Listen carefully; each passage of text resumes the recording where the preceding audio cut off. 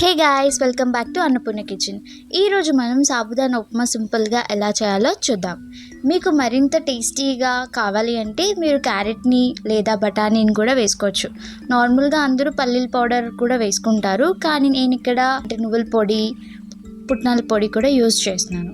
So మనం recipe start చేసేద్దాం.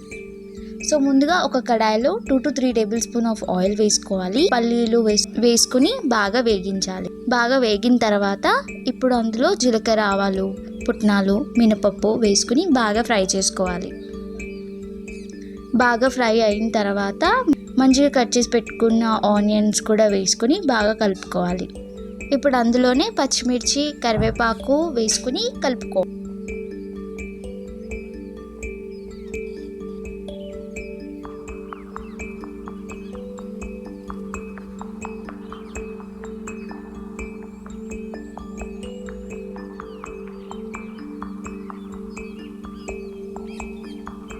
ఇప్పుడు ఇందులో మనం నానబెట్టుకున్న 1.5 కప్ సాబుదానాని ఇందులోనే వేసుకొని బాగా కలుపుకోవాలి. ఒక 5 minutes మీడియం ఫ్లేమ్లో పెట్టి ఉడకనివ్వండి.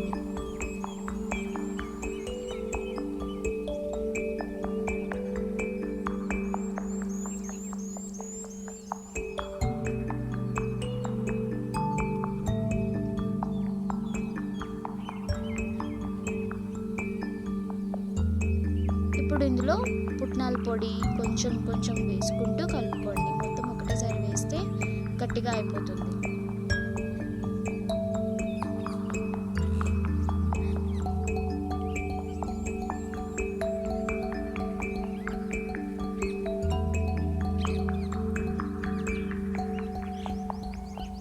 ఇంకా ఇందులోనే నువ్వుల పొడి ఒక 2 to 3 స్పూన్స్ వేసుకొని మంచిగా కలుపుకోండి.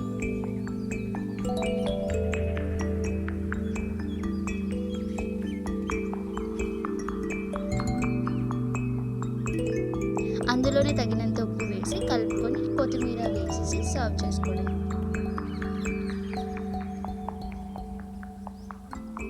అంతే, సింపుల్గా అయిపోయే సాబుదానా ఉప్మా రెడీ. మీరు కూడా మీ ఇంట్లో ట్రై చేసి ఎలా ఉందో కమెంట్ చేసి చెప్పండి. And please subscribe to my channel. Thanks for watching.